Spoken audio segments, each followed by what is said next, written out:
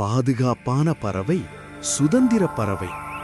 ஒரு காலத்தில் ஒரு சிறிய கிளி பொன்னான கூண்டில் வாழ்ந்து கொண்டிருந்தது. ஒவ்வொரு நாளும் அதற்கு சுவையான பழங்கள், புதிய விதைகள், குளிர்ந்த தண்ணீர் கிடைத்தது. அது பாதுகாப்பாக இருந்தது. அது வசதியாக இருந்தது. உணவு தேடி அலைவதற்கே அவசியமில்லை. ஆனால் ஜன்னல் வெளியே காட்டுக்கிளிகள் நீல வானத்தில் சுதந்திரமாக பறந்தன. அவை சிரித்தும் விளையாடியும் மகிழ்ந்தன. கூண்டிலிருந்த கிளி அவற்றை பார்த்து ஆழ்ந்து மூச்சு விட்டது. நானும் அவைகளைப் போல பறக்க வேண்டும்.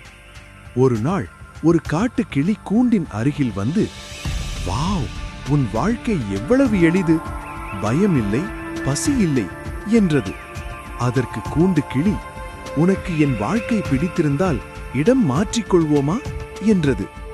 அவ்வாறே அவர்கள் இடம் மாற்றினர். கூண்டு கிளி முதன்முறையாக வானில் பறந்தது.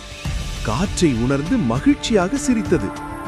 ஆனால் அந்த மாலை உரிமையாளர் புதிய கிளியை கவனித்தார். யோசிக்காமல் அதன் சிறகுகளை வெட்டினார். இப்போது அந்த கிளி பறக்க முடியவில்லை. கண்களில் கண்ணீருடன் வானத்தை பார்த்தது. அன்று அது ஒரு முக்கியமான பாடத்தை கற்றுக்கொண்டது. சுதந்திரமில்லாத வசதி உண்மையான மகிழ்ச்சி அல்ல.